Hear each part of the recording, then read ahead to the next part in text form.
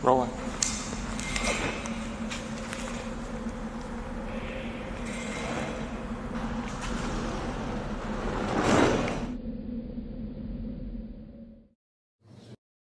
On May 9, 2001, at the National Press Club in Washington, D.C., an unusual and unprecedented event took place. Over 20 individuals from the highest levels of the U.S. military, intelligence and aerospace industries, NASA international air traffic controllers, scientists, radar operators, pilots, and other experts with rarefied credentials and extremely high security clearances all came together to share their experiences concerning extraterrestrials and UFOs. The focus of this conference, put together by Dr. Stephen Greer and the Disclosure Project, was to promote open hearings in Congress dealing with UFO and extraterrestrial phenomena going back over 50 years. It was an astonishing series of testimonies. Here were a couple dozen seriously credible witnesses coming forth on the national stage to talk about the most bizarre events imaginable. Objects under intelligent control doing impossible maneuvers at thousands of miles per hour. What they did was coalesce and started rotating in a circle, and then they disappeared. Glowing red orbs, disabling nuclear missiles deep underground. And this time it was a more intense tone in the guard's voice. Is very clearly very frightened. He said there was a bright, glowing red object hovering outside the front gate. We lost somewhere between 6 and 8 weapons that morning. Alien structures on the moon. And then he proceeded to put photographs down in front of me, and clearly in these photographs were structures, mushroom-shaped buildings, spherical buildings, and towers. An ET pilot killed on an Air Force runway. There's been UFOs in the pattern all night. They're on radar. But in any case, an alien had come off the craft and had been shot by a military policeman and apparently was wounded and was heading for McGuire. Dozens of incredibly surreal accounts right out of a Spielberg film. But the witnesses are all dead serious, highly intelligent professionals of rank and stature, and in fact were in these positions because of their quality of mind and character. Several had concrete evidence to back up their claims and were all willing to testify under oath before the US Congress. Over 30 international news organizations recorded and broadcast the event. The exceptional nature of this gathering and straightforward at times emotional testimonies begged the mind-bending question, what if they're telling the truth? One of these witnesses, an aeronautics illustrator named Mark McCandlish, had several high-level security clearances and worked for organizations such as Rockwell International, Boeing, and the US Air Force. He'd spent over a decade in research and development on the main focus of the NPC event, technologies connected to UFOs and extraterrestrial vehicles. His detailed technical illustration of a purportedly reverse-engineered alien craft, the Fluxliner, a strange flying disc shown at a secret US Air Force air show in 1988, was a highlight of the conference. These discs were hovering off the floor without any visible means of support. They were referred to as alien reproduction vehicles, also nicknamed the Fluxliner because they used high voltage electricity. This is a diagram that I made based on a sketch that Brad Sorensen did for me in rough form, and subsequently cleaned that drawing up and made it much more accurate. This is his story.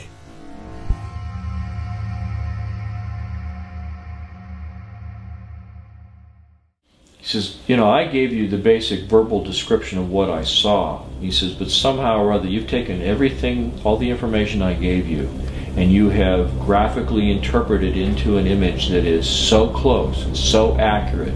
He said, this is really dangerous stuff here.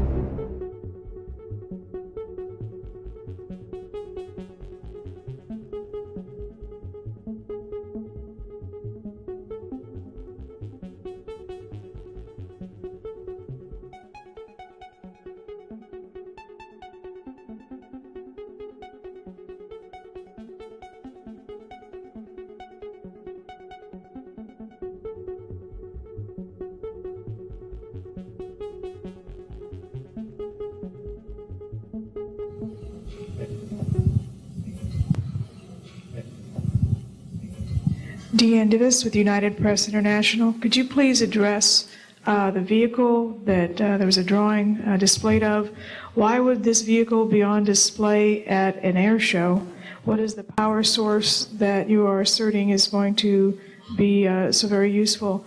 And how can you determine that this vehicle is not something that is being developed, by a government agency? In fact, I think that was the testimony. This is an alien reproduction vehicle, and just to be clear, this means that it is based on advanced anti-gravity and zero-point energy propulsion systems. They are being manufactured by a consortium of companies that include Lockheed Martin, Northrop, SAIC, and other corporations. But this is not a jet internal combustion system at all. It is actually kicked in by a type of electric power source, and it then accesses this ambient zero-point energy field that is responsible for all matter and energy existing, and by special configurations and what have you, it causes a cancellation of mass inertia and an anti-gravity effect. They do have superluminal capacity, in other words, faster than the speed of light capacity. I think Mr. McCandlish and other witnesses that he's identified could go into more of the technical physics of it.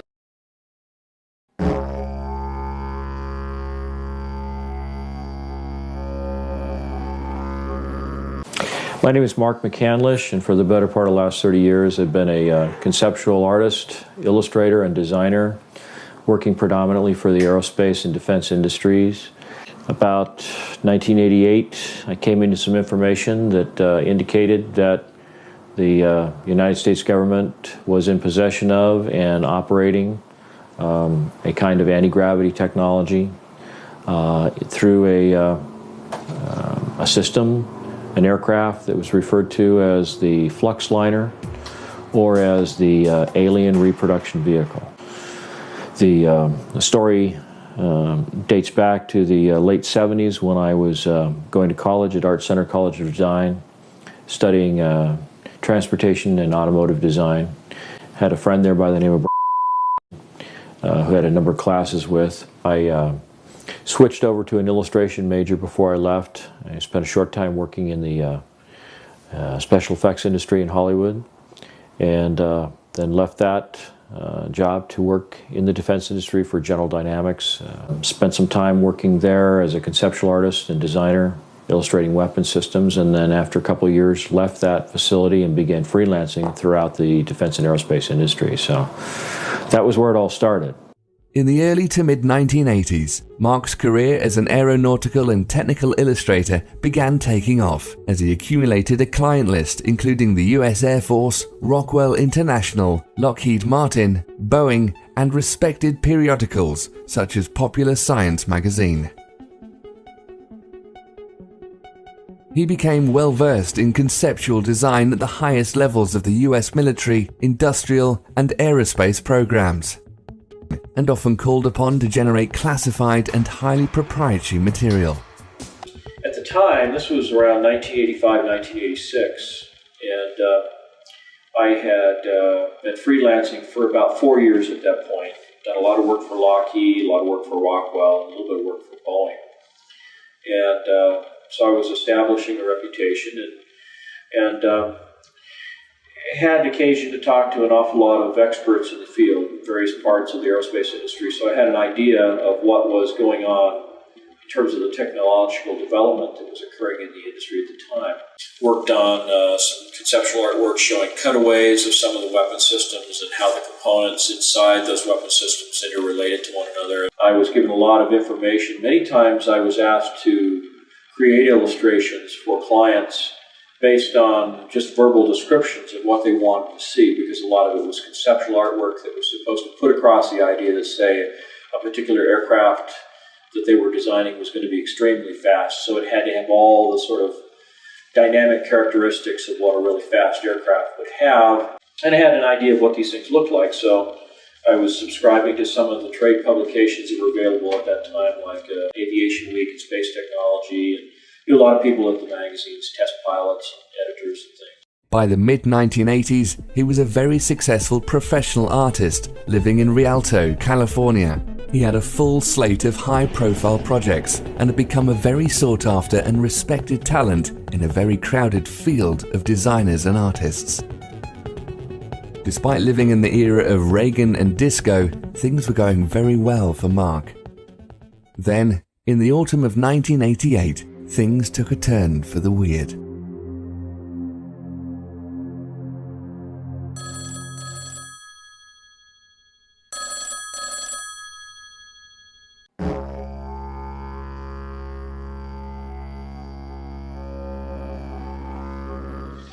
Well, it turns out that this was in October that the magazine hit the newsstand. It was a November issue of Popular Science. It was called the Mach 5 Spy Plane.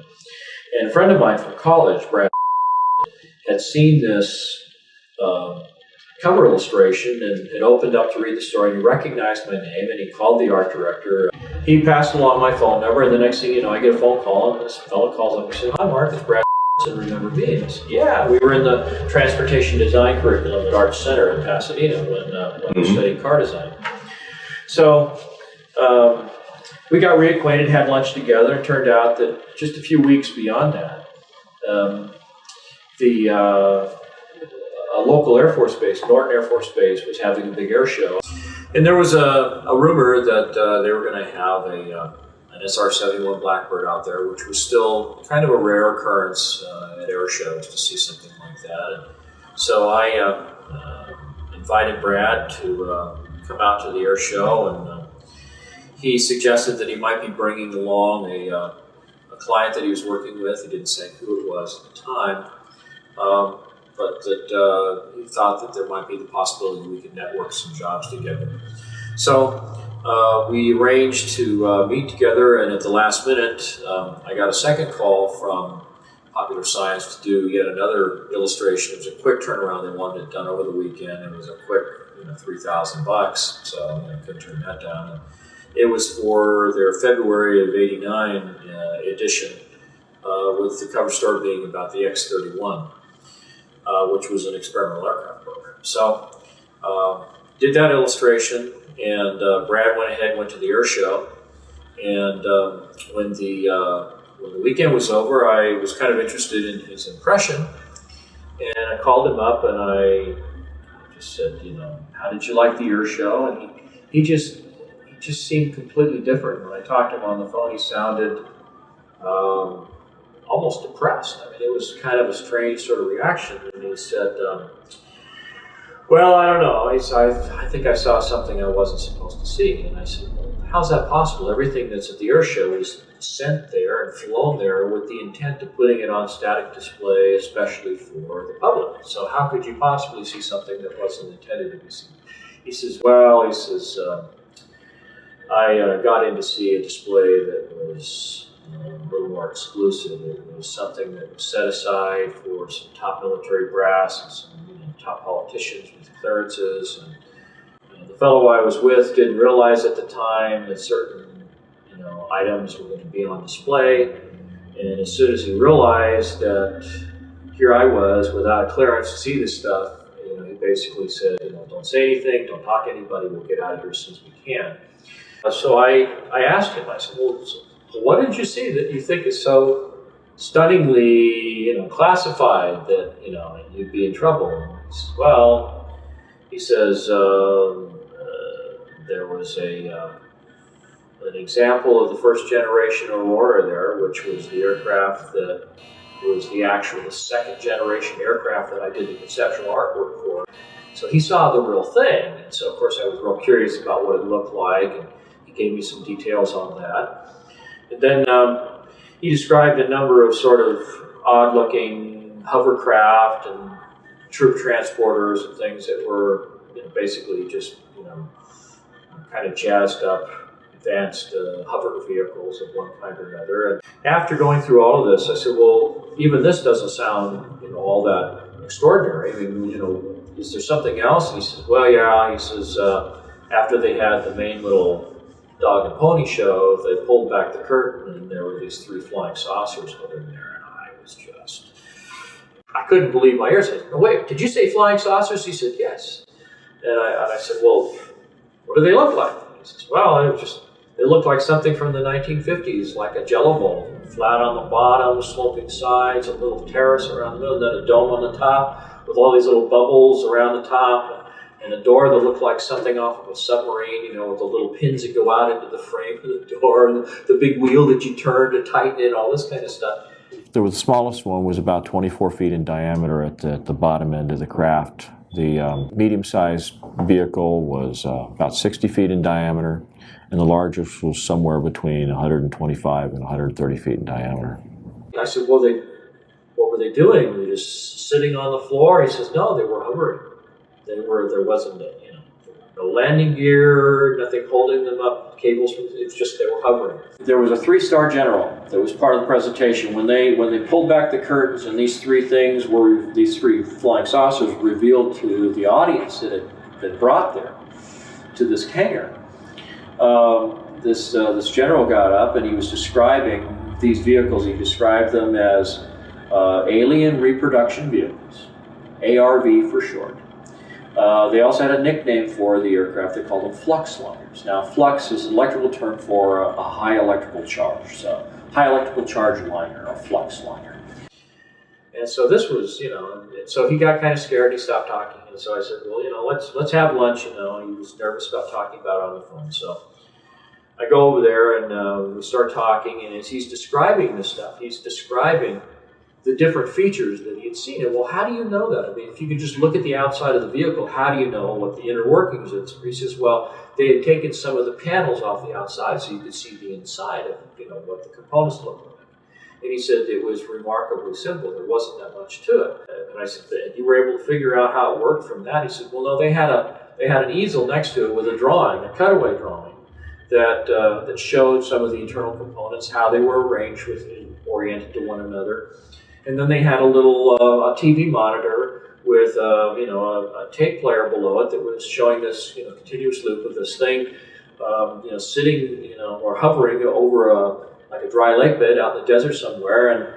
And as you would watch the tape, this thing would make went from a hovering position, made these 3 little sort of hops going to the side, and then as the camera followed it, just went straight up and disappeared outside. He was down to nothing in just a matter of a second and a half or so. One of the things that this general had said during the presentation, one of the things that really stood out in Brad's mind was that he said that these vehicles were capable of light speed or better. The aircraft looked very old, like it had been around for decades. It had chips in the paint and runs, and you could see fingerprints and smudges and boot prints where somebody had walked up the side of it, this kind of thing. And he said that the paint that was on the outside, it looked like they'd taken a bunch of powdered lead, mixed it into a resin, and then just brush painted it right on the side of the aircraft. It looked like it was slapped together in somebody's garage,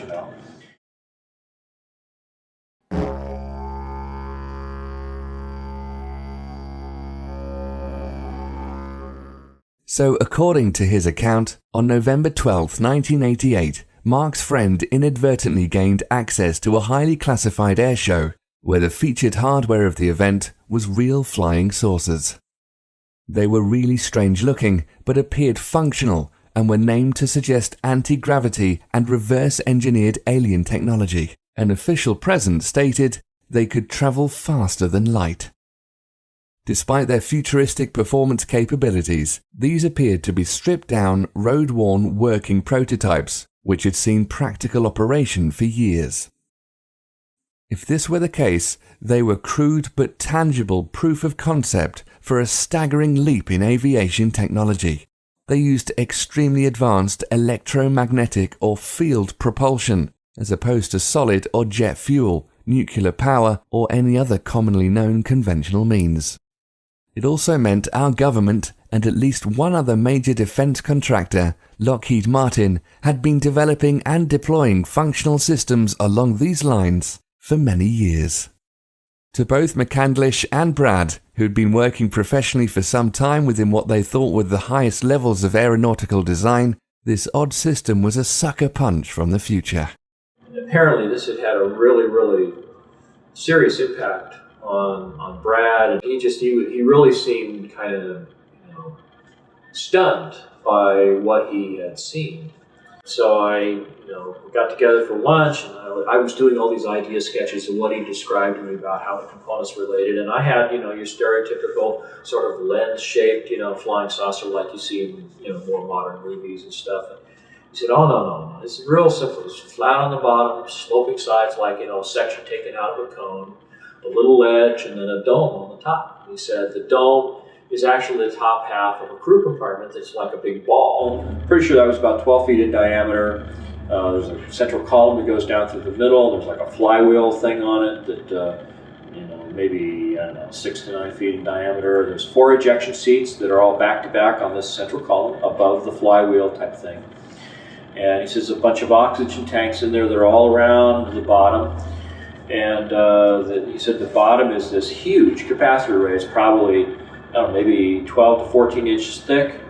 It's shaved off at an angle on the edges, looked like it had been put on a big giant milling machine, and they milled off the edges at a 35-degree angle. He said there's a series of these plate capacitors. I said, well, do you think that this is functioning like the Beefrel-Brown effect, like these experiments were done back in the 60s with levitating things with electrostatic fields and stuff?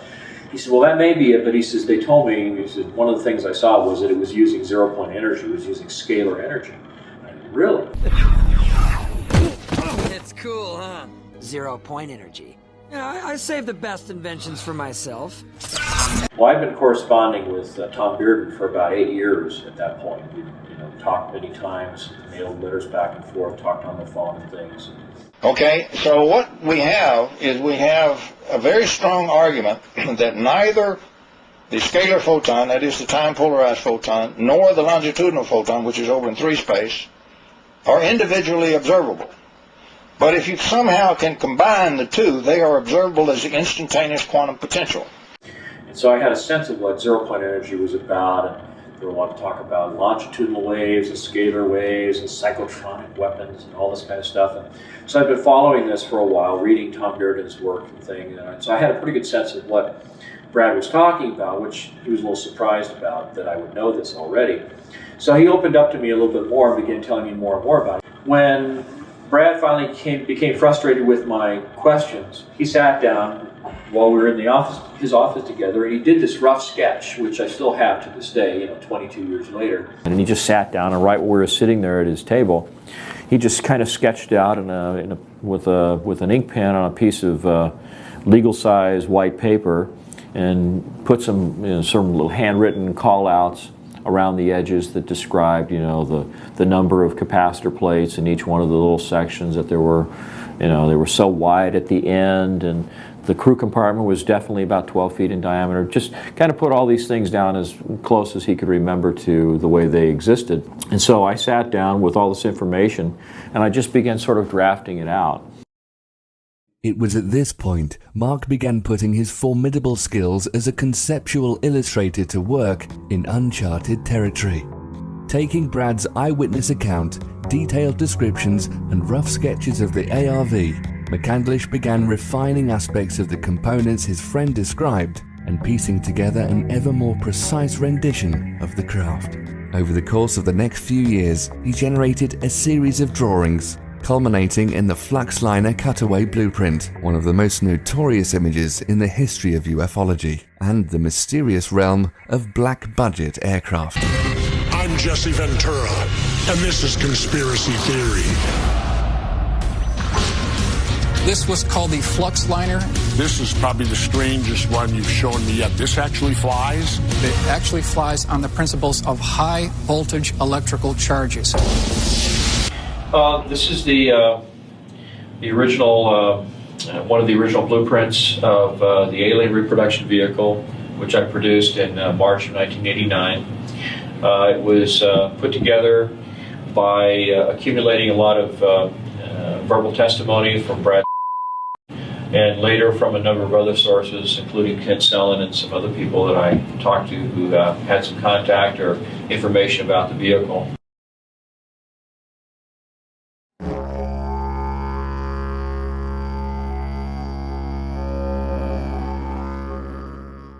For Mark, his friend Brad's initial account was a fascinating story with a degree of veracity and plausibility, worth exploring and doing some research, but was after all just one man's tale of a fairly unbelievable event, concept, and machine. However, this subsequent research led Mark to some other very compelling eyewitnesses, official documentation, including numerous scientific patents, and other sources, such as respected quantum physicists, which finally convinced him of the likelihood that the ARV might be a very real thing.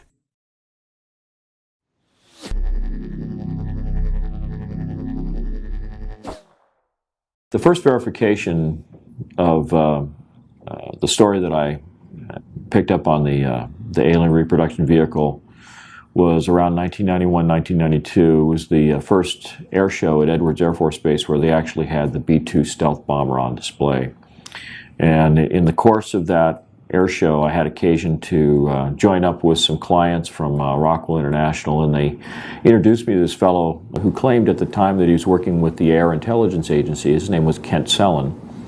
He claimed that he had inadvertently seen this same craft at Edwards Air Force Base North Base facility in 1973. And I said, when, how, where, what were the circumstances? He says, well, I was a crew chief. He said, I worked on Bill Scott's plane when he was a test pilot. And he says, one night my ship supervisor said to me, go out to North Base. They've got a power unit out there, a ground power unit for an aircraft that's leaking or failed or something, so we need to take a tow vehicle out there, go out, pick it up, bring it back. Well, instead, what happened is he comes up off the dry lake bed, rolls right up on the tarmac, and is going down these rows of hangars. They're all Quonset-style hangars back then. And he stops in front of the first one with the doors cracked, expecting to find this defective ground power unit, and what does he see? He sees this flying saucer sitting in the hangar, hovering off the ground. So I said, well, what happened? He says, well, this thing, was flat on the bottom, sloping sides, a little ledge around there, and then a dome on the top with these little glass things on top. Looked like there was a camera under each one. And I said, really? He said, yeah. No, no landing gear. It was hovering. And I said, let me borrow your pen. So I took out a Kodak lens cleaning tissue package that I had in my camera bag. It was the only thing I could think of to draw on. I did a quick sketch of this alien reproduction vehicle as described by my friend Brad Sorensen back in 1988.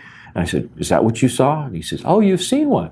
And I said, no, but I wasn't sure until this moment that the story was absolutely true.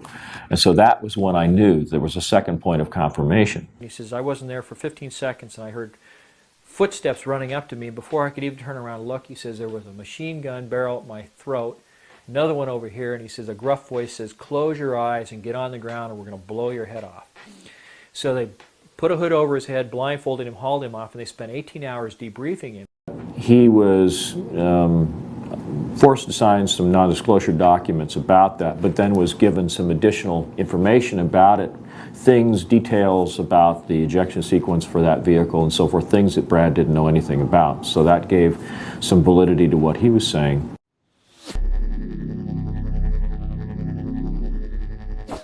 In addition to Kent Sellen, there is at least one other witness on record testifying to the existence of what he describes as a UFO at Norton Air Force Base, which may well have been the ARV. I can discuss Norton Air Force Base, and that as a result of all the military airlift command bases under me for their facilities, that there was one facility at Norton Air Force Base that was close hold. Not even the wing commander there could know what was going on. And during that time period, throughout my career, it was always rumored by the pilots that that was a cover for, in fact, a location of one UFO craft. And the reason for that location was folks that could come out, land at Norton, play golf, be part of a golf tournament, and so forth, and during that process could go by the facility and actually see the UFO.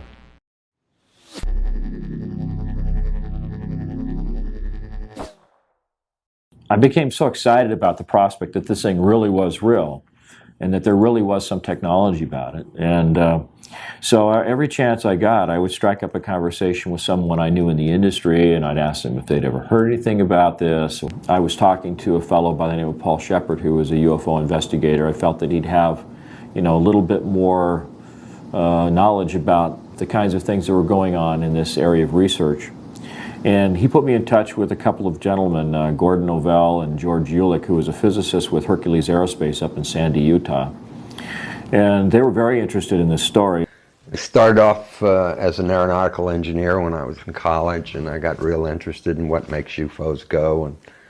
And so I just kind of pursued the trail of the technology as opposed to the aliens and that kind of stuff. And that's all I do is pursue the technology. And I got lucky, got very, very lucky, and got my hands on a cutaway of their bird.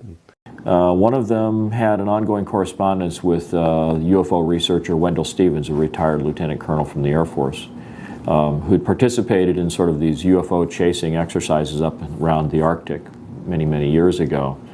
So Gordon sent a request off to Wendell Stevens saying, we know that you have this big photo archive of all these different UFOs that have been seen over the years. Do you have any photography that even resembles what we're describing in this drawing that I had done?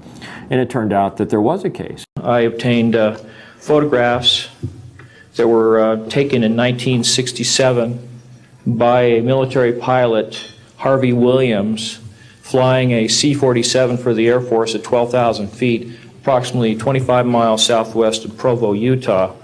This particular vehicle matches the so-called ARV in all proportions and respects in terms of the detail of the shape of the craft. It really bore a striking resemblance to the ARV with one possible exception, and that was that the synthetic vision system, little bubbles that accommodated the camera systems on the outside of this thing, were quite a bit larger than the ones that Brad had reported. And so when I thought back to something that Brad had said, and that was that many of the components on the ARV, like the ejection seats and the camera systems, were all off-the-shelf components. He said that the ones that he saw in 1988 looked just like the little bubbles you see hanging from the ceiling in the casinos in Las Vegas. So when I thought back to the camera systems that were available in 1966, of course they were much larger than they were in 1988, and so the larger acrylic bubbles seemed, to give some veracity to the photography as it was presented in these pictures taken by Harvey Williams.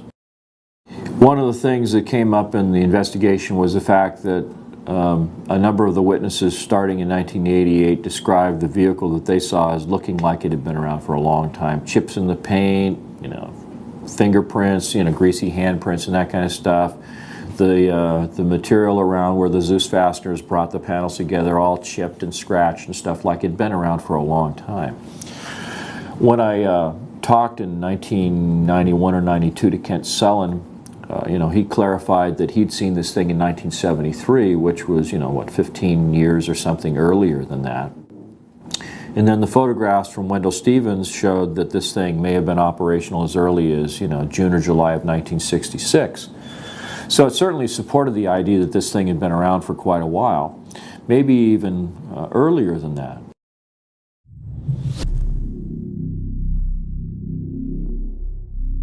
When you look at some of the photography of UFOs, going all the way back to some of the earliest photography we know of, McMinnville, Oregon, for example, you see the same general layout, you see the same general configuration, the flat bottom, the sloping sides, a little dome in the middle, sometimes pointy, sometimes almost like the top end of a cylinder that's been chopped off, sometimes a perfectly round dome, sometimes even, you know, like a cone on the top. So it suggests that, you know, there's many different variants of the system, but the overall arrangement of the components is basically the same.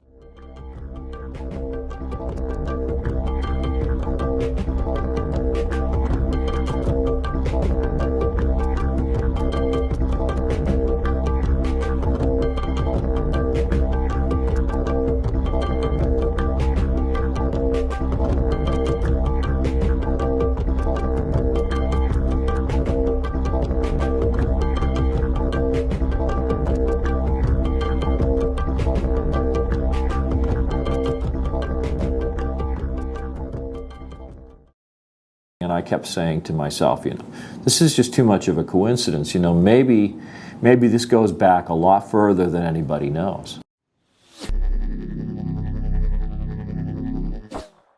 In fact, in a translation of a Sanskrit text written by a Middle Eastern king in the 11th century, there were references to Vimanas, or flying machines, with a propulsion system bearing a striking resemblance to that of the ARV. Strong and durable must the body of Vimana be made, like a great flying bird of light material. Inside, one must put the Mercury engine, with its iron heating apparatus underneath. By means of the power latent in the Mercury which sets the driving whirlwind in motion, a man sitting inside may travel a great distance in the sky. One of the things that they describe when you read up on the literature surrounding these so-called Vimanas was the so-called Mercury vortex or Mercury turbine engine. I see the word Vimana. Can you describe how that relates? Well, this is something that I spent a lot of time reading up about the so-called Mercury turbine generators or Mercury vortex generators described in some of these ancient Sumerian texts. And so I started looking at the possibility that there had to be some kind of circulation going on in the Mercury itself. So that was the kind of thing that I visualized would be going on inside the chamber. The central column has a number of components, a couple of counter-rotating cylinders. It sounds very much like the device that the Nazis were developing in the Wenceslas mine in Poland towards the end of the Second World War. There seems to be some evidence that they were trying to develop some kind of an anti-gravity propulsion system or a zero-point energy device.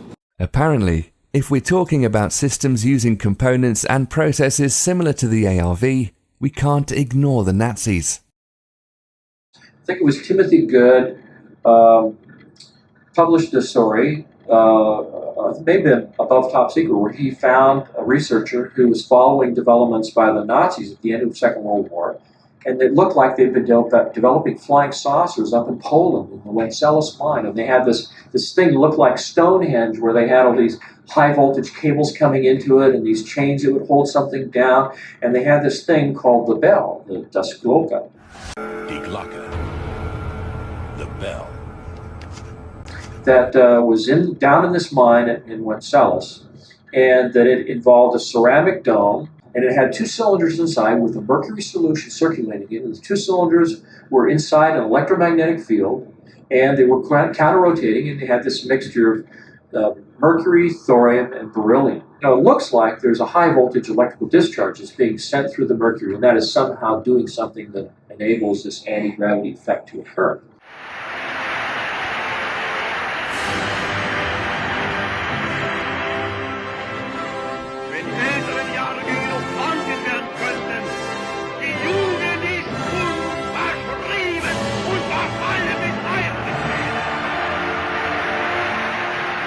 Besides rumours about Hitler's top scientists and the mythology of ancient kings, there were other instances where a central core involving mercury and other components similar to the ARV were reported.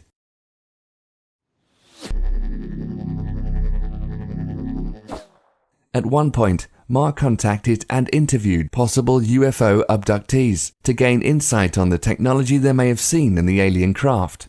something he had in common with McDonnell Douglas in the 1960s, and possibly numerous other corporate and government entities since the 1940s. I wound up going to my management and telling them, you know, you're not going to believe this, but the UFOs are clearly coming from someplace else. They're clearly manned or humanoided, and the only question is whether we're going to figure out how they work before Lockheed or after. And so as a result of that, the company at that time, which has now of course been bought by Boeing, over several years put in about $500,000 worth of research effort under my direction to study gravity control techniques and also analyze UFOs. We hired a police detective to interview witnesses, abductees. We had experimental work and theoretical work. So it was kind of a fun project. In the course of all this, it occurred to me that one of the other resources that I might be able to draw on was people in the alien abduction community. I began to think, well, these people are either crazy or they're really having an experience of some kind. And some of them even talked about implants that were being recovered from their bodies. And so I was intrigued, and I thought, well, okay, if any of these stories are true, there might be a chance, however slim, that if they really were abducted by aliens, they might have gotten a tour of the ship. They might have seen some propulsion system components. And so I heard 3 of these young ladies being interviewed on a radio station out of Las Vegas. This was sort of the precursor to Art Bell and Coast to Coast AM. It was the Billy Goodman Happening. And he was interviewing Cindy Bonomo's, Melinda Leslie, and Alicia Davidson. Contacted the station. They put me in touch with these 3 young ladies. I interviewed them individually, and much to my surprise determined that these young ladies seemed to be bona fide examples of the phenomena, with implants that could be seen on medical MRIs. So what I did was I simply asked them to describe what they saw, and without disclosing anything that I already knew about the components inside the alien reproduction vehicle, I found that these young ladies, at least one of them in particular, was able to describe not only components that strongly resembled the ones that were inside the alien reproduction vehicle, but they were also at a higher level of sophistication that actually gave additional clues about how the ARV actually functioned. Alicia Davidson described being escorted into the engine room and seeing the propulsion system components. And it involved a central column that was made of a transparent glass-like material. And she said there was a silvery fluid that was spiraling upward at the bottom of this column. Down in kind of this well that was in the center of the spacecraft was this little tiny flywheel-like mechanism spinning, which matched the ARV also. And this is at a point when this young lady had never seen any of the drawings that I'd done of what the ARV was structured like. I was just talking about propulsion components in general. But then she said that when you looked across this little well, this lowered floor area in the center of the room, was like a guardrail around it. She stood there. You could look across, and she said it looked like the below the deck she was standing on was this glass-like material with these coils of wire going through it. And they were spaced out in the same proportions as the ones on the ARV. The thing that she said that was most significant was that the column itself was rotating in one direction, and the flywheel was spinning in the opposite direction. There was counter-rotation, which is something that's often been reported in UFO sightings. You see components on the craft that are spinning in opposite directions. Back here on Earth, the scientific community has been busy since the end of the Industrial Revolution. There have been dozens, perhaps hundreds of US and international patents dealing directly with electrokinetics and electrogravitics, going back to the turn of the last century. It would be safe to assume private industry and the military have also been working on a great deal of related applications off the public record. In short, since Nikola Tesla's first experiments with pushing electricity around, mankind has had a thing for anti-gravity.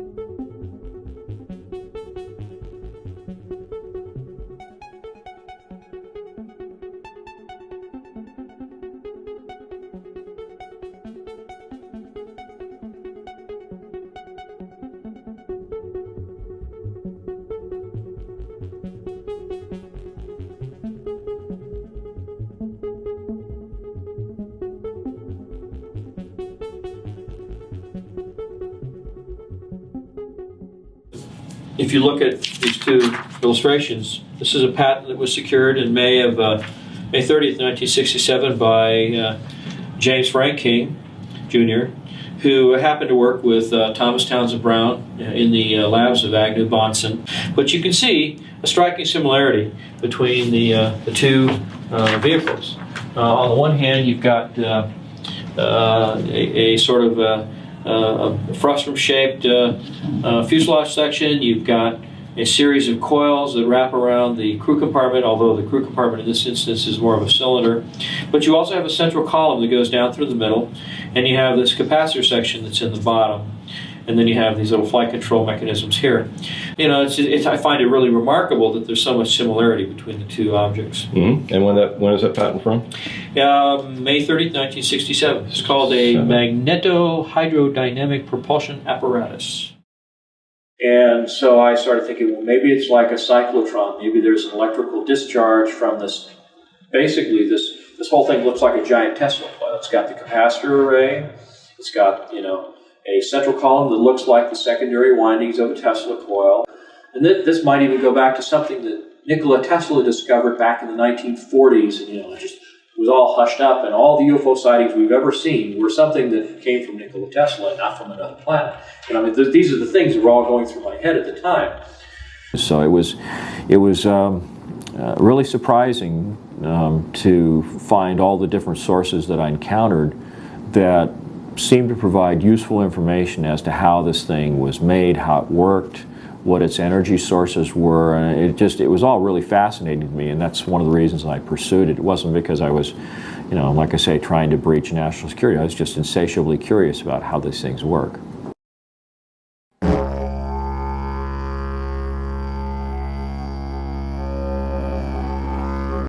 And he said it was remarkably simple. There wasn't that much to it. The ARV system, for all of its claims of flashy, out-of-this-world propulsion capabilities, was indeed remarkably simple.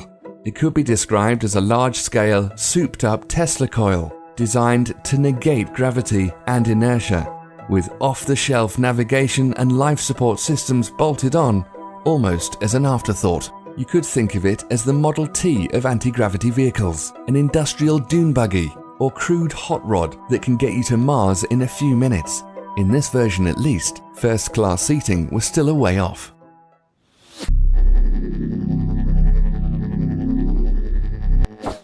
From everything I've been able to gather, it helps to understand what some of the components are. There's a large capacitor array on the bottom of the craft. It's in the smallest version, it's 24 feet in diameter.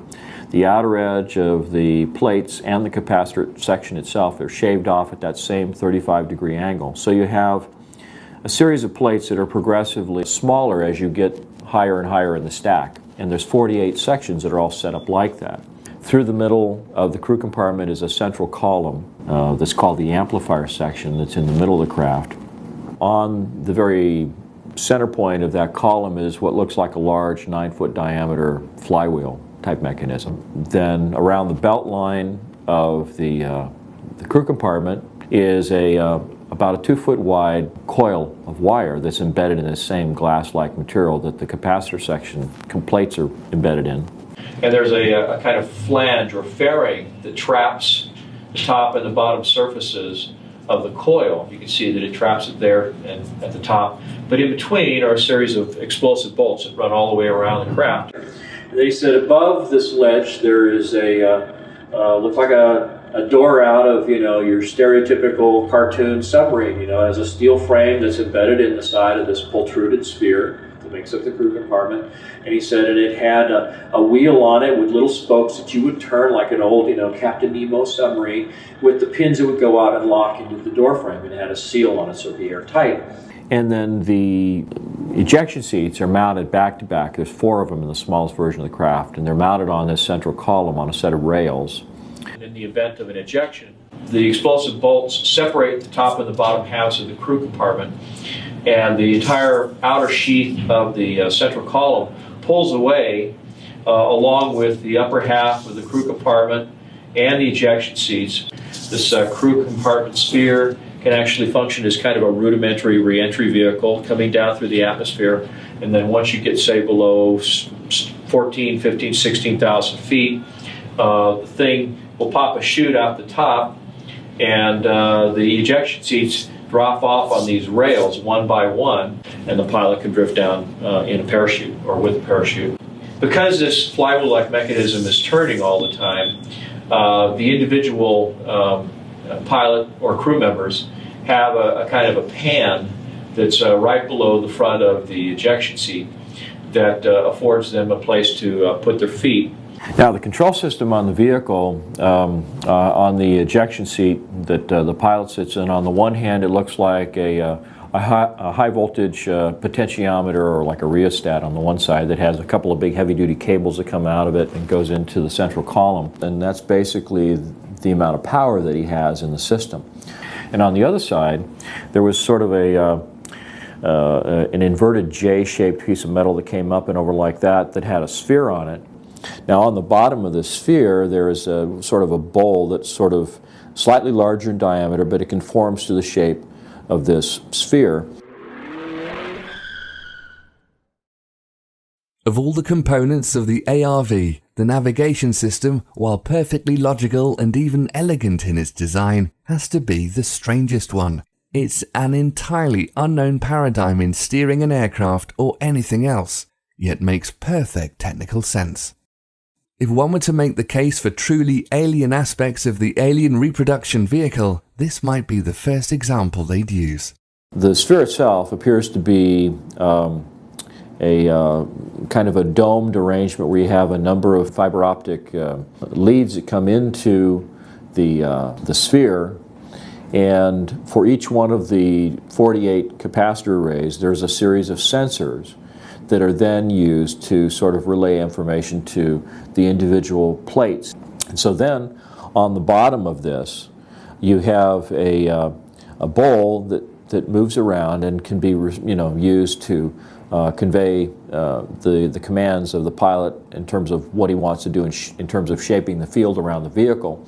And right in the center of that bowl is a kind of laser diode that sends a laser beam up into the underside, the inside of this sphere. And so as the bowl moves, that laser is sort of scanning around on the inside of the different sensors that are responsible for each of the capacitor sections. Then there's a series of relays that'll open up and close and let a certain amount of energy in, or prevent it from going in. And when it's dead center, it means that all of them get the exact same amount of information. You just go straight up. If you want to bank to the right, then you bank this to the right. It sends the laser signal over to the opposite side of the dome, and it says that the opposite side of the craft is going to get more energy, so it banks in that direction. It's kind of like in a helicopter, in the swash plate of a helicopter. When you want to bank to the left, you create more deflection in the main rotor on the right side so that it begins to bank to the right, or bank to the left, excuse me. So it's kind of the same principle. Then you have an oxygen supply that's strapped to the lower part of the central column down here in the lower part of the crew compartment. You have a much larger set of oxygen tanks, and these are all protruded vessels, by the way. There's no steel or aluminum in terms of the oxygen supply in the vehicle. There was also a pair of oxygen tanks under the seat, and that was assuming that maybe you had to eject, when you were 25 or 30,000 feet, and you needed some air to get you from up there down to the place where you'd actually be able to breathe ambient air. I said, well, were there windows? And no, there weren't any windows. He said there was a thing called a synthetic vision system. And he said there were 6 or 7 of these little plastic bubbles around the top of this thing, one on the very top in the center, and then maybe 6 around about halfway up from where the ledge was to the very top, and they were spaced at even distances. And he said in each one there was a little CCD camera. So the synthetic vision system was set up so they would take 2 cameras, and it would have a converging point of focus in those 2 cameras, so that it would just be like looking through a set of binoculars. So you'd have a left and a right eye view, and it'd give you a 3-dimensional view outside the vehicle, but with no windows. And the reason for that, apparently, was that this aircraft was using extremely high voltages, and the voltages would ionize the air around the vehicle so much that it would start producing X-ray photons, which are absolutely lethal. So you have to have basically a barrier to protect yourself. You also have a robotic arm that seems to be blended in with a composite fairing sitting right on the top surface of the capacitor array that has the ability to extend outward with a little air-driven claw that's on the end of it. In fact, I think that the craft's magnetic field or electromagnetic field is probably so powerful that conventional little electric motors probably wouldn't work in this kind of an application. Where they took the panels off the side of the aircraft is that they had Zeus fasteners that were these little, like, quick spin lock things that they put on there to hold the panels. The panels are all like a fiberglass material, it's all composite. The entire vehicle appeared to be covered with what he referred to as a goopy lead paint. It looked like little flecks of lead that had been suspended in kind of a resin and just painted haphazardly over the outside of everything on the vehicle, with the possible exception of the door itself and these little blisters that house the synthetic vision system. So why would it be goopy lead paint? Well, the theory is that the electrostatic field created by this huge capacitor array and the ionization that occurs just because of the propulsion system might be enough to create a level of ionization around the craft that's high enough that it would produce X-ray photons of its own accord. And so you would want to be able to protect the pilot and the crew members from that radiation. So anyway, that's the general overview of the structure of the vehicle. This is a vehicle that has the ability to travel up to or beyond the speed of light. And part of the reason that it's able to do that is because it exploits the energy form that's embedded in space-time that's responsible for the effects of mass and inertia.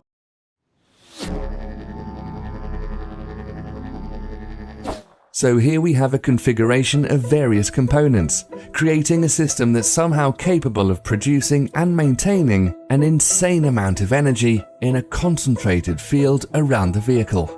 This field can be precisely controlled by the pilot with the aid of a basic throttle, an alien steering ball, and a bunch of casino cameras. There's plenty of onboard oxygen, handy if you're off the planet, and a lead coating so the occupants don't get fried in their seats, and a robot arm in case you need a robot arm somewhere. It looks like a big clumsy diving bell from 1905, but apparently works like a helicopter you can take past light speed. Its beauty and elegance lie in the propulsion system, maybe a really fast one that gets around currently accepted physics, one we commonly associate with UFOs. For anybody who has followed the work of Einstein or just basic physics, one of the sort of inviolable rules of physics is that there's no material object that can actually go faster than the speed of light. So somehow or other, and I'm not saying we got this from aliens, but they did call it the alien reproduction vehicle, but somehow or other, this simple system that Brad described in these diagrams was able to do this.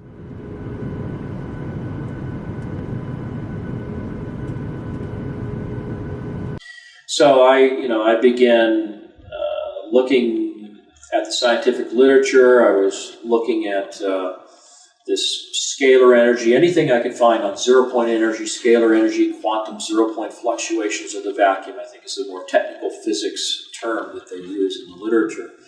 And it turned out that there really were scientific papers that were being published by a number of different scientists, Hal Puthoff, Bernard Haish, Alfonso Rueda, who just happened to work at Lockheed Skunk Works, by the way.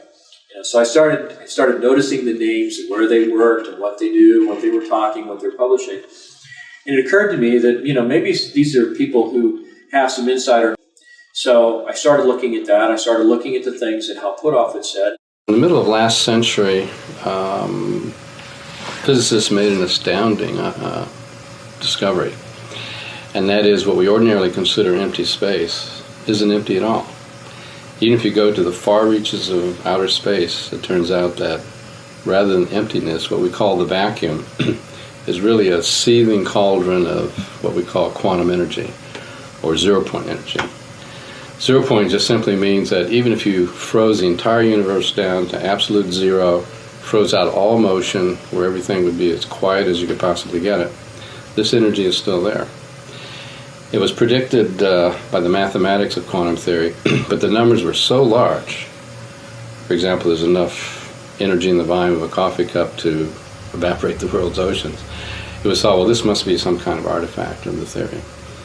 But as time went on, various predictions in quantum theory were verified in the laboratory, And it finally turned out we had to take these numbers seriously. So I opened up a correspondence with Hal Puthoff, and he was very gracious in taking time to talk to me on the phone, send me copies of the peer-reviewed papers that he had published in Physics Review, Physics A, Physics B, and I couldn't understand the mathematics with all these Greek symbols, and I mean it was really advanced theoretical stuff. But what I was able to follow were the paragraphs that were before and after the equations that explained what all the math was talking about. And so as I went through these papers and I would talk to Hal, he would explain to me, well, this means that this is a certain process, a polarization process that happens in the vacuum of space-time, and when you do that, you have this kind of phenomenon. When you do that, you have this other phenomenon. And the papers that he wrote started to indicate this zero-point energy that's embedded in the environment. Is responsible for the effects of inertia and gravity and mass, and the reason why, as you accelerate through space-time, the mass of your vehicle increases.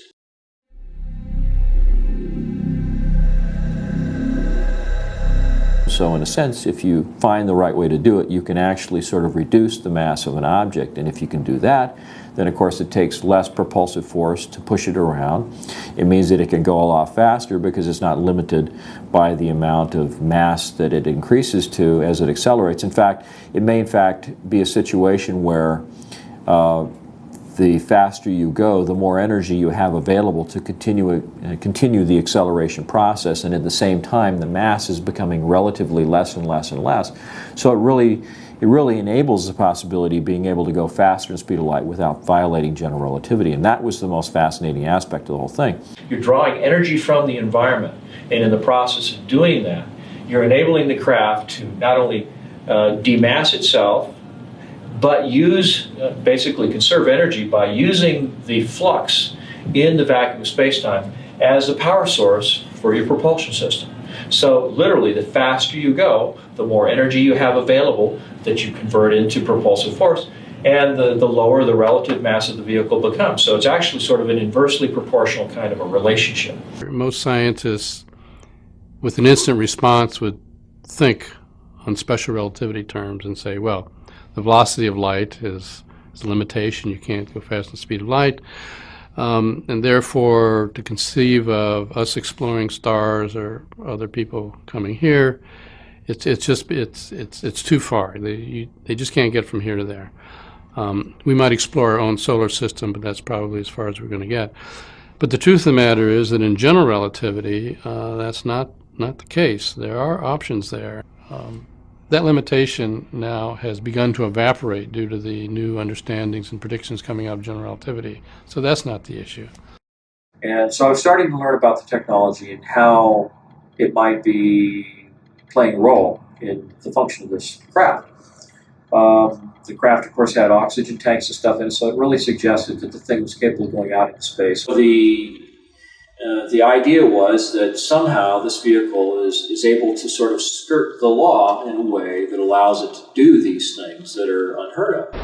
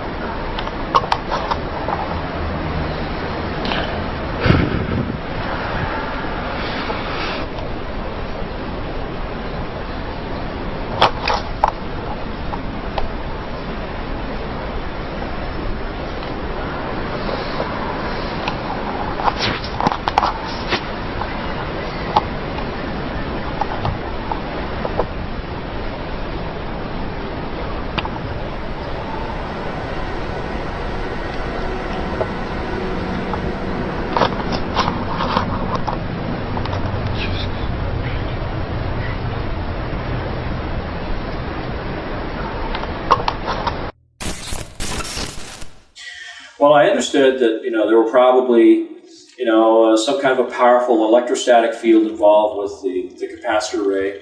There was obviously an electromagnetic field that was forming around this ring of wire that ran around the crew compartment, and that would form a kind of donut-shaped or toroid-shaped electromagnetic field with field lines stroking right through the middle of the craft, which happened to be where there was this large central column. Now, the central column was supposed to be the most secret part of the vehicle. Brad didn't seem to know too much about that, but he said that it used mercury in some form. He thought it might use it as a noble gas, vaporized mercury. The mercury, based on a number of accounts, appears to circulate in a kind of a closed loop system that runs down through the cylinder in the middle and then back up in the space between the inner cylinder and the outer cylinder. And there's a counter rotation kind of a mechanism that's occurring there too. And at the midpoint is this thing that looks like a flywheel. But in effect, what I think its actual function is similar to what is called a homopolar generator, where you can use the centrifugal forces of a disc, a conducting metal disc that's spinning, to actually throw the electrons in the material out to the edge, where they can be literally tapped off with something that looks like a brush that has conductive bristles. Now, I believe that what happens is that this vehicle develops probably several million volts of voltage. And the sheer power of the electrostatic field that is created in this capacitor array actually has the ability to polarize the surrounding space-time. And it polarizes the so-called zero-point energy that is embedded in the space-time. So it creates kind of a positive and a negative aspect to the status of that zero-point energy that's surrounding the vehicle. So just to kind of give a little background, the idea of a space warp works on the principle of expanding and contracting space in such a way that allows you to go somewhere very, very quickly. What this does is it leads to something that was described by Alcubierre in his 1994 paper on warp drive, the creation of a warp drive that would not violate general relativity. And one of the things that he was suggesting was that you would be able to engineer a vector or a pair of vectors in space-time that would, on the one hand, cause a compression of space-time ahead of the vehicle and an expansion of space-time behind the vehicle, and that there would be an intervening space between those two phenomenon that would pretty much peg your sense of gravity, your sense of inertia to the environment that you departed from when you initiated this movement. So in essence what you have is you have a spherical event horizon around this particular region that might be called a dynamically engineered local space-time. And this particular region is set up in such a way that it creates these influences in the surrounding metric in such a way that it also creates a vector that goes in this direction. And so it's kind of like having, it's almost like having a black hole ahead of you and an expansion of space-time behind you. But the actual environmental conditions that you experience inside the spacecraft are pretty much pegged to the time and place that you start out from. So you don't have any sense of g-forces or being moved around. You don't have any sense of acceleration, because the entire pocket of space-time that you're encapsulated in is being accelerated by the vectors that are created around the system. So it's uniformly accelerated.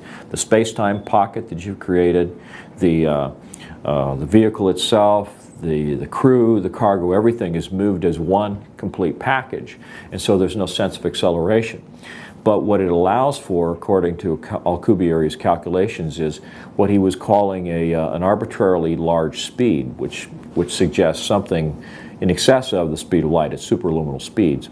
So to the person that's inside the vehicle, it may appear that you begin to accelerate away from a particular location, but to the person who's standing outside the disturbed region of space-time, it looks as though you just were gone, just in an instant. So this is an ARV, isn't that what it's called? That's what some people call it. We call it RAM, Replication Alien Machine. Oh, I see. Many highly credible reports of UFOs share a few key descriptions of how these crafts behave. They appear to have the ability to accelerate to extremely high velocities at will, far faster than any man-made craft. as if the speed of light maybe isn't any big deal. They can stop on a dime and turn at random angles, while traveling at these crazy speeds, like the forces of mass and inertia, which would flatten anyone in a normal situation, also aren't a problem. And they're silent, without any visible rockets, jets, or exhaust of any kind, like they're pulling the energy they use out of thin air. Superluminal speed, mass cancelling, and ambient field propulsion. All apparently standard in the mid-80s model Fluxliner. This makes the ARV a seriously badass means of getting around, and kind of a missing link between Roswell and one of these. Once we retrieved, back in the 30s and 40s and 50s, several of these extraterrestrial vehicles and began to study them, we combined that knowledge with knowledge we already had, because remember, we had some people like T. Townsend Brown who were studying anti-gravity quite independent of this issue back in the 20s, 30s, and 40s. But when their information got combined with studying these spacecraft, they figured out, this is how they're working. And according to the latest revelations in quantum physics, all this is possible by tapping into the sea of raw energy we're all just floating around in. There's plenty of energy in the pure raw vacuum. The new physics since quantum mechanics, the vacuum is a source of energy, but it's a peculiar kind of energy. Let me explain the peculiar kind. When a bird flies in and sits on a power line, he sits on a very high potential. But between his 2 feet, he has no potential difference, no voltage. And so even though from the line to the ground, it may be 100 million volts, the little bird can sit very happily with his feet on this supposed 100 million volt line, and he has no volts across his body. He's very happy and doesn't even know it. Let him touch one of his feet to the slightest thing that has the slightest difference there, and he'll fry to a greasy spot. Now, in the vacuum, we have the same thing. We have an extremely high potential or charge of the vacuum, but we're immersed in the vacuum. So they were modeling the universe as being sort of this empty, material-free environment that had this energy that was embedded in it, almost like a fluid in a way, that it had all of this potential that you couldn't see until you found a way of driving it out of this homogeneous sort of state of equilibrium and getting to do usable work. I'm trying to remember exactly how I met Tom. I think we met at a UFO Congress in Laughlin, Nevada for the first time. We'd been corresponding for quite a while. Now, what is zero-point energy? I'm going to show you many different definitions, but let me quote Nikola Tesla. In 1891, the world's greatest electrical futurist, Nikola Tesla, stated, quote, "Throughout space, there is energy. Is this energy static or kinetic? If static, our hopes are in vain. If kinetic, and we know for certain it is, then it is a mere question of time when men will succeed in attaching their machinery to the very wheelwork of nature. Many generations may pass, but in time our machinery will be driven by a power obtainable at any point in the universe." And so there, ladies and gentlemen, is the basic birth of the concept of zero-point energy.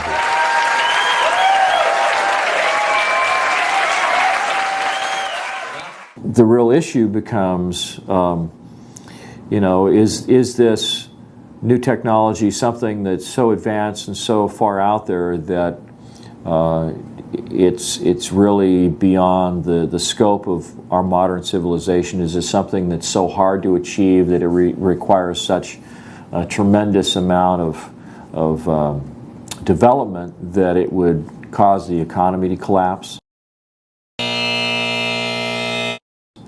Or is it a real threat to existing forms of energy like oil, coal, nuclear, wind power?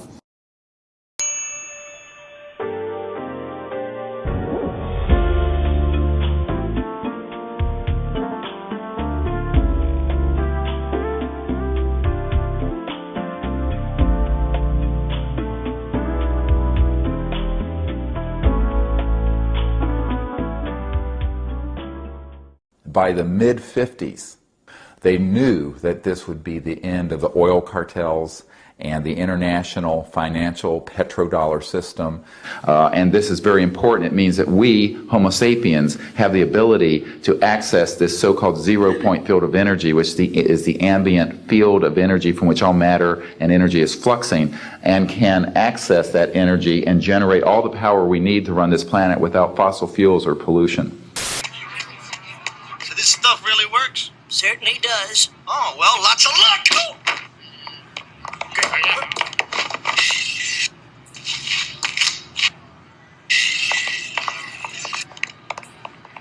Technologies connected to UFO and extraterrestrial vehicles, if declassified and used for peaceful energy generation and propulsion, would solve the looming energy crisis definitively, would end global warming, would correct the environmental challenges that the Earth is facing. When I got involved with Dr. Greer and the Disclosure Project, I was very excited, and it was an opportunity to go to Washington and maybe have an opportunity to talk some real-life politicians about what the potential of this technology might be. I was really hopeful that we would see some kind of a door open publicly, and that the government would show that it was willing to have a conversation, a dialogue about the technology.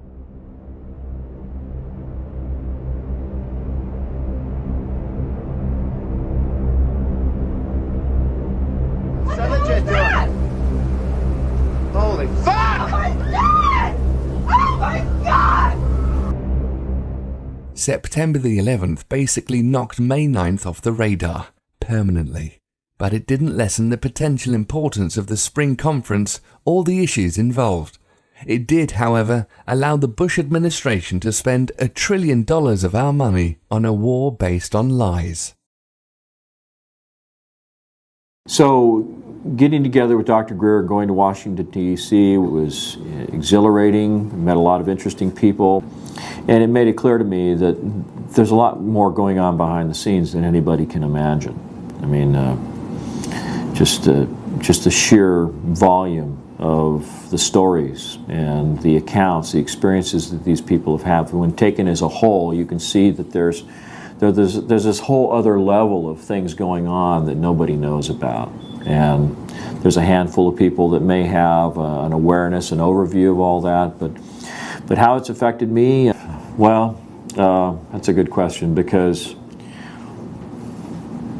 you know, I can think of a lot of things that have happened to me that, you know, if I didn't sit down and seriously analyze all the facts, I might be able to attribute it or blame it on, you know, talking about flying saucers, talking about the alien reproduction vehicle.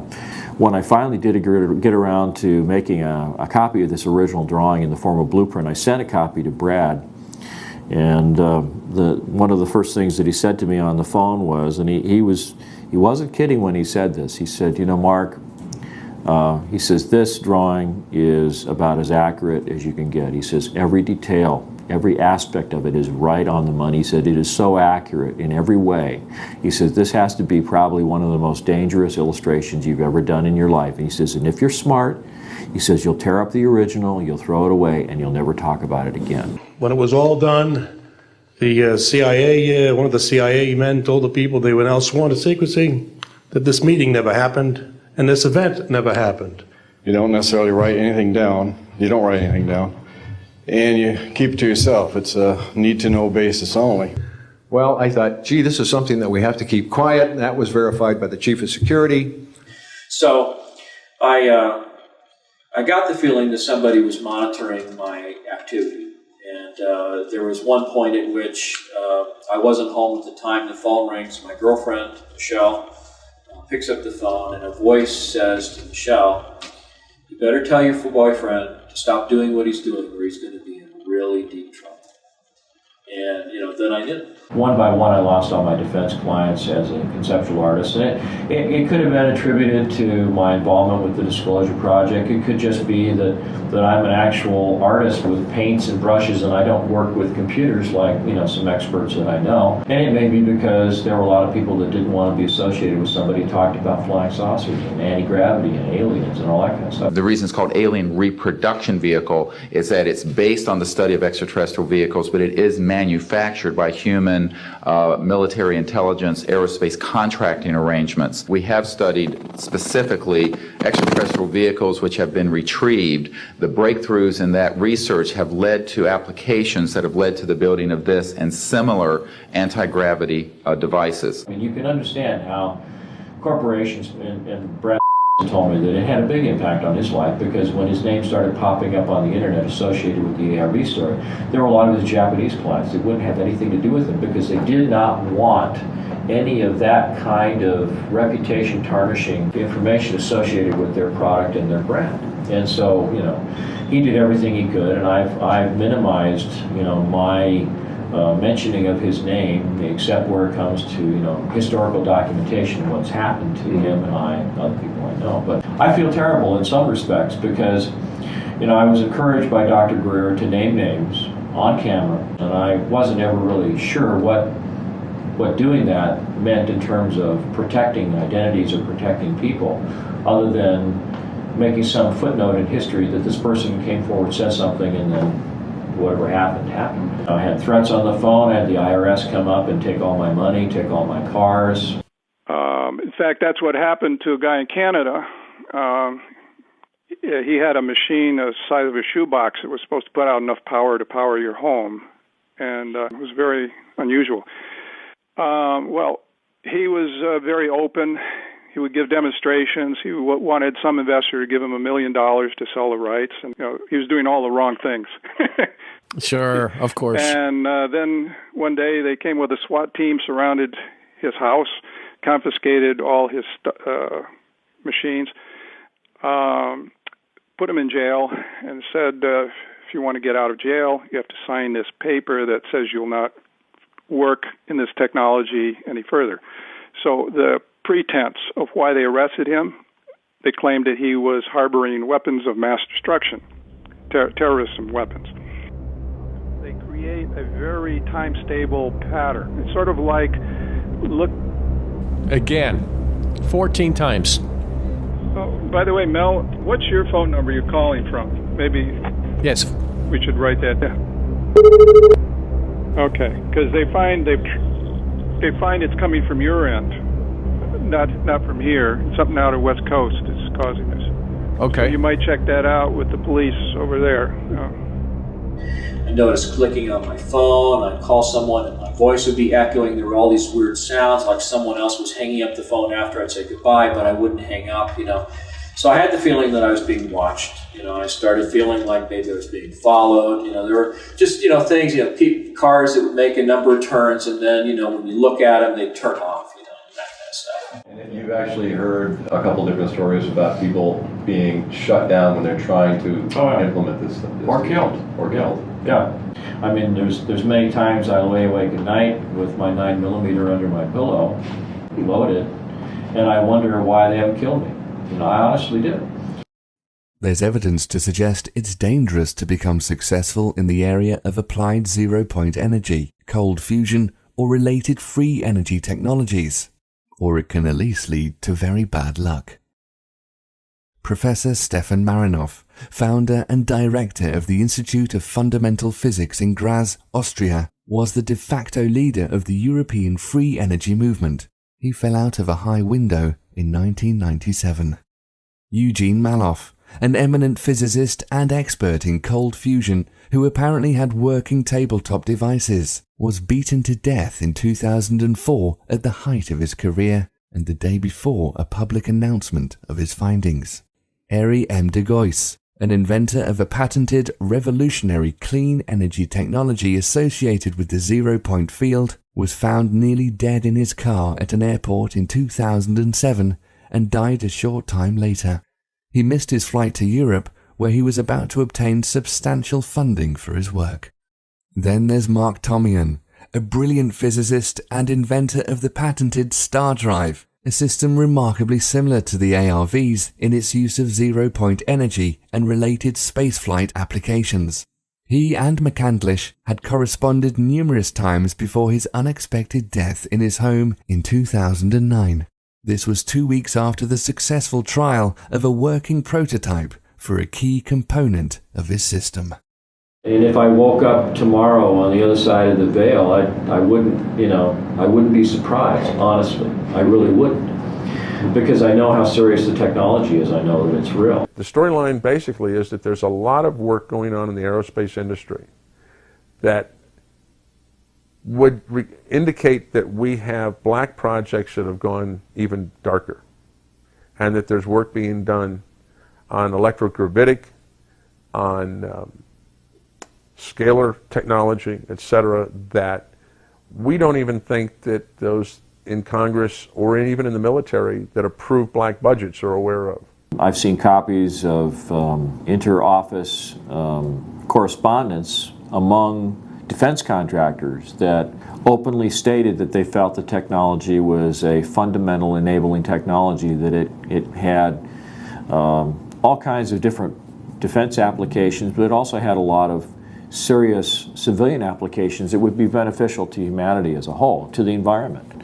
It seems obvious that someone, perhaps a group, maybe some kind of a rogue civilization within our society has captured the technology. They're exploiting it for their own aims, for their own interests, whatever those might be. There's not a sliver of doubt in my mind that it exists, that it's being exploited in some way, whether it's for intelligence collection, whether it's for logistical support, whether it's for retrieval of raw materials from the asteroid belt. I have no idea why or what it's used for. All I know is that it's extremely advanced. It's being used more and more.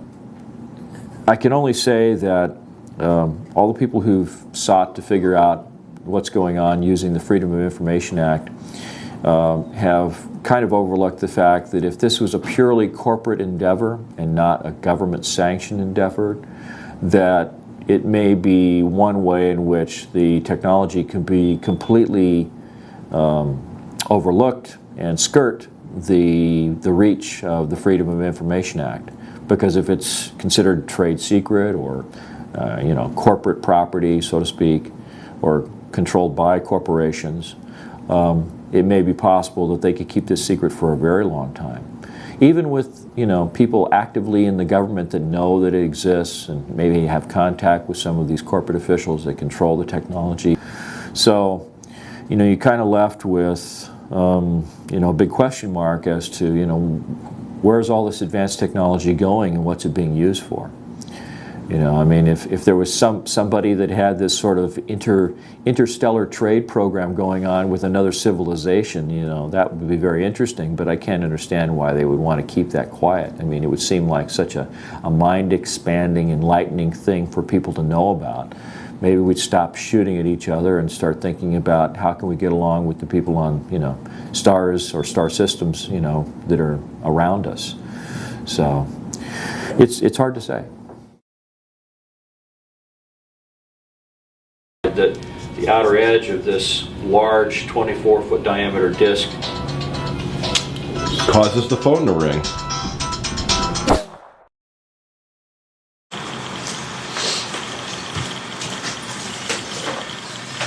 Hello, I'm trying to look cool. Do I look cool?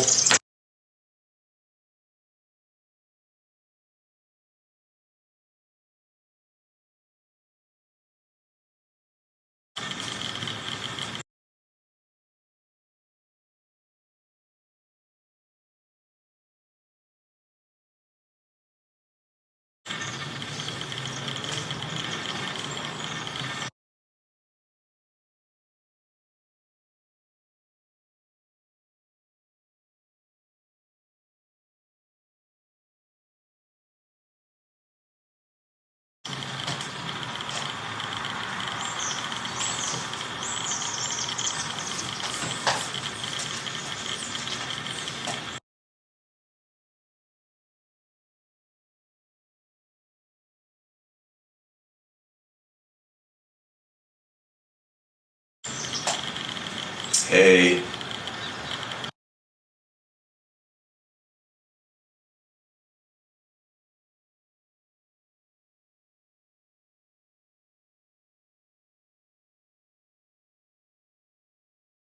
Yep, this is me on camera.